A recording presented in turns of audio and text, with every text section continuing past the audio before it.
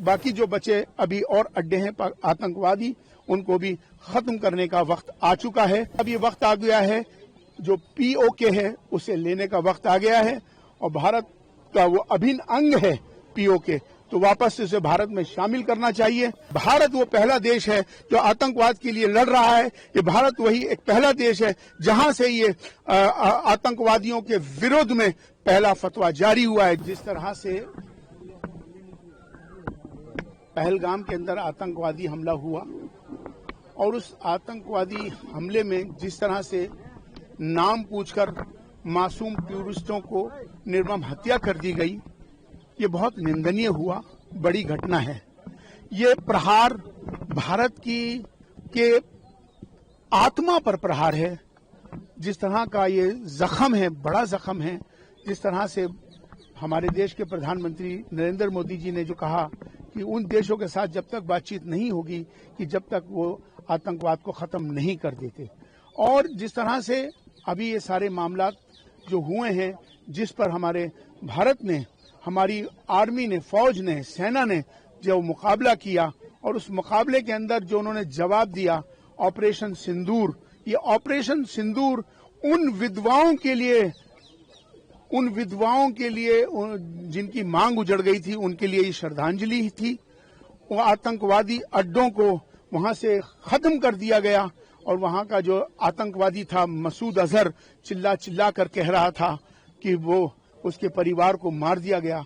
तो मुझे लगता है कि अंजाम उसको पता चल गया है और बहुत सारे आतंकवादी मारे गए हैं, अड्डे नष्ट हो गए हैं, जिसका डिक्लेयर पाकिस्तान ने खुद भी कर लिया है। तो मुझे लगता है कि जो बाकी जो बचे अभी और अड्डे हैं आतंकवादी, उनको भी खत्म करने का वक्त आ चुका है और खास तौर पर अब ये वक्त आ गया है, जो POK है उसे लेने का वक्त आ गया है और भारत का वो अभिन्न अंग है POK, तो वापस से उसे भारत में शामिल करना चाहिए और जिससे कि उन लोगों को ये समझ में आ जाए, पाकिस्तान को, कि जिस तरह की उन्होंने हरकतें करी हैं, जिस तरह से आतंकवाद का बढ़ावा दिया है, अब उनको उसका जवाब देने का वक्त आ गया है। बलूचिस्तान भी लगातार मांग कर रहा है। बलूचिस्तान का मसला आजादी का आज का नहीं है।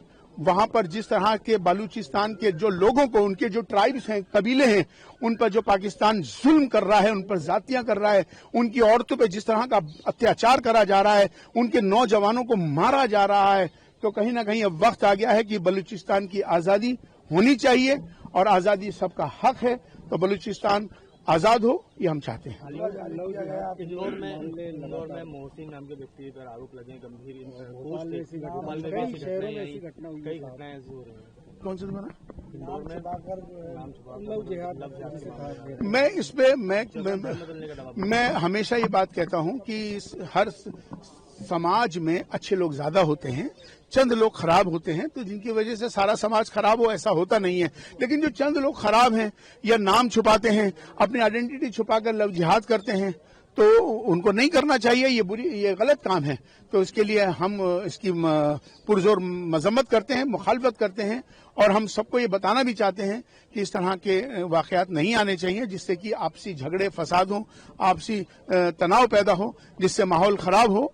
तो ये इससे हमें बचना चाहिए। दूसरी बात यह है कि जो सबसे इम्पोर्टेंट बात है कि 22 अप्रैल के बाद, 22 अप्रैल को जिस तरह से पहलगाम में आतंकवादी हमला हुआ, उसके बाद से 27 अप्रैल को भारत का विश्व का पहला फतवा 27 अप्रैल को नई दिल्ली इमाम हाउस से चीफ इमाम होने के नाते हमने जारी कर दिया है। ये विश्व का पहला फतवा है जिसके अंदर ये साफ तौर पर ये बता दिया गया है कि कोई भी आतंकवादी का जब मजहब नहीं होता तो उसकी जनाजे की नमाज भी नहीं पढ़ाई जाएगी। 5.5 लाख मस्जिदों को ऐलान कर दिया गया है भारत की कि कोई भी इमाम, कोई भी आतंकवादी मारा जाएगा, उसकी जनाजे की नमाज नहीं पढ़ाई जाएगी और दूसरा उसको कब्र में दफनाने की जगह नहीं दी जाएगी। दूसरा ये फतवा जारी हुआ है कि लश्कर तैयबा और जैश मोहम्मद ये नाम इस्लाम और मोहम्मद के नाम से रखे नाम हैं, तो लिहाजा ये आतंकवादी संगठन है।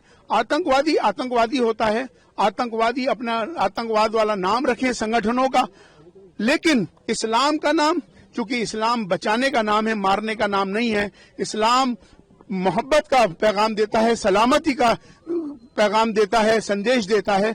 तो इसलिए हमने ऐलान किया है कि जैश ए मोहम्मद, लश्कर ए तोयबा, जमात उद दावा, इस्लामिक स्टेट, जितने भी इस्लाम के मोहम्मद के नाम से जितने संगठनों के नाम हैं, फौरन उनको हटाया जाए, उसका हमने ऐलान कर दिया है 27 अप्रैल को। ये फतवा विश्व का पहला फतवा है।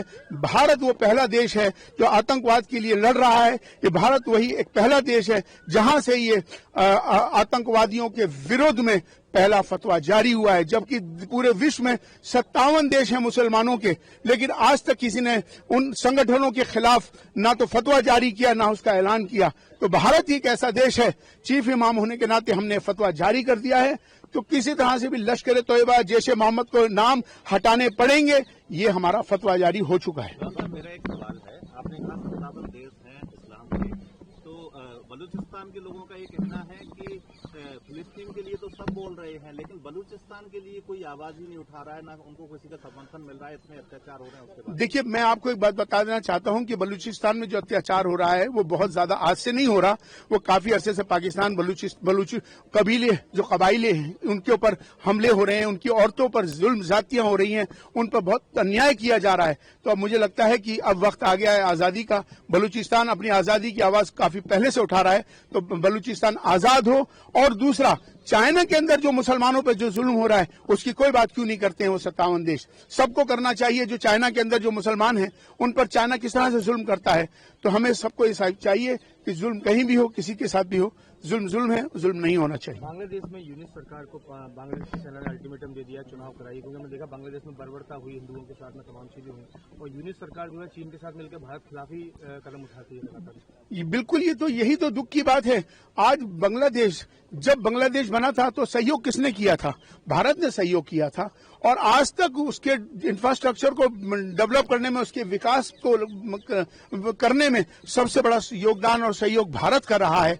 भारत ने हमेशा अपने पड़ोसी देशों के साथ बहुत अच्छे रिश्ते नाते रखे, लेकिन जिस तरह से वो दूसरों के बहकावे में आकर आज बांग्लादेश और बांग्लादेश के जो संगठन हैं जो भारत के विरुद्ध कार्रवाई कर रहे हैं, हंगामा कर रहे हैं और यहाँ लोगों को भेज रहे हैं, ये बहुत दुख की बात है। लेकिन हमने कह दिया है, चीफ इमाम होने के नाते हमने इसका ऐलान किया था, और तमाम हमने कहा था कि जिस तरह से जो वहां पर अल्पसंख्यक जो हिंदू हैं उनके ऊपर जो जुल्म ज्यादती हो रही है वो बिल्कुल नहीं है। यूनाइटेड नेशन को इस पर खबर लेनी चाहिए और उनके खिलाफ कार्रवाई करनी चाहिए, और वहां पर दोबारा से इलेक्शन हो और उसमें वो सरकार बने जो सबके लिए और सबके लिए बेहतर हो। देश के अंदर कई ऐसे स्थान है, बंगाल सहित मध्य प्रदेश में भी, जहाँ पर हिंदू पलायन कर रहे हैं। हाल ही में जो दंगे हुए वहाँ पर, उसके बाद कहीं ना कहीं सरकार ही एक दूसरे पर विपक्ष आरोप लगा रहे हैं कि पलायन उन वजह से नहीं किया जा रहा, दंगों की वजह से नहीं हो रहा है। देखिए, पलायन किन वजह से हो रहा है ये तो मुझे मालूम नहीं, लेकिन अगर कहीं पर किसी तरह के हालात इस तरह के हो रहे हैं,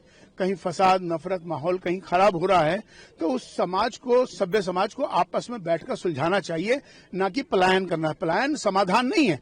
हमें अगर आपस में, हम भारत में रहते, एक परिवार है भारत, हम एक मिल के रहेंगे, प्यार से रहेंगे, मोहब्बत से रहेंगे, तो इख्तलाफ खत्म होगा। तो संवाद एक ऐसा माध्यम है कि जिसकी वजह से सारी प्रॉब्लम्स दूर हो सकती हैं, चाहे वो समाज हो, चाहे वो संगठन हो, सबको मिलकर हर संवाद को बरकरार रखना चाहिए। संवाद के जरिए से गलतफहमियां दूर होनी चाहिए।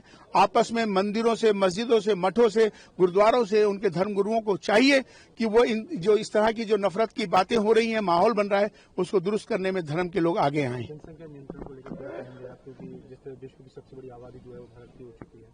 मैं समझता हूं कि ये विषय राष्ट्रीय विषय है और नेशनल इंटरेस्ट पर हमको ये ध्यान रखना चाहिए कि राष्ट्र प्रथम होता है। जहां राष्ट्र हित में, राष्ट्र के विकास में, राष्ट्र के सवाल पर कोई बात आए तो हम सबको एक होकर होना चाहिए, ना कि उस पर राजनीति करनी चाहिए। ये राष्ट्रीय विषय है, राष्ट्र प्रथम है, इसका ख्याल हमें सबको रखना चाहिए। जब जब कार्रवाई करती है विपक्ष खड़ा हो जाता है। हाल ही में राहुल गांधी ने, मल्लिकार्जुन खड़गे जी ने फिर से सवाल खड़े करना चालू कर दिया। बिल्कुल गलत है। मैं कहता हूं कि विपक्ष को ये करना ही नहीं चाहिए। विपक्ष ने जो इस तरह से करके जो पाकिस्तान को इससे हिम्मत मिलेगी और इनकी जो वीडियोज हैं वहां जाएंगी, उससे उसको अपनी बात को जो कह रहा है उसकी बात उनको पक्की हो जाएगी। तो ये आतंकवाद का जंग है और इस जंग में हम सबको एक होना चाहिए, इस पर राजनीति नहीं होनी चाहिए।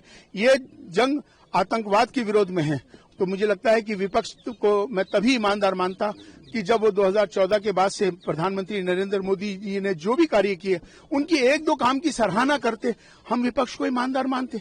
उनके हम ईमानदार, सवाल ही निशान मेरा विपक्ष पर है कि आज तक उन्होंने, विपक्ष ने कोई तारीफ ही नहीं करी किसी काम की।